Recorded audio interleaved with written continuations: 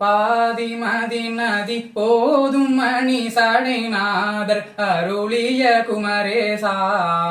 பாகு கனி மொழி மாது குரமகள் பாதம் வருடைய மணவாளாம் காது முருவிழி காக முற அருள்மாயன் அரிதிரு மருகோனே காலன் எனை அணுகாமல் உணதிரு காலில் வழிபட அருள்வாயே ஆதியனோடு தேவர் சூரர் உலகாலும் வகையுறு சிறை மீளாம் ஆடும் மயிலினில் ஏறி அமரர்கள் சூழ வர வரும் இளையோனே சூதமிக வளர் சோலை மருவு சுவாமி மலைதனில் உறைவோனே